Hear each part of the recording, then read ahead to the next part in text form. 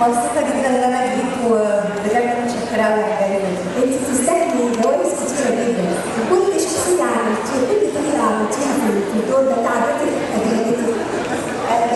جبتيها منين يعني؟ تخيلي عباس ابو الحسن لانه كانت شخصيه مهمه جدا وقريها جدا وعارف ابعادها، فكان هي بتشربها لي كل يوم بيقعد يشربها لي يعني بشكل طبيعي. فانا بشكره على الفكره لانها عجبتني قوي، وعلى الشخصيه لانها بالنسبه لي كانت مختلفه جدا.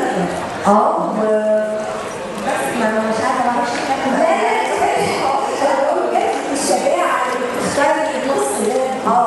انا كان نفسي نرجع التلفزيون اعمل حاجه مختلفه، يا اما مش عارفه حسيت ان دي شخصيه.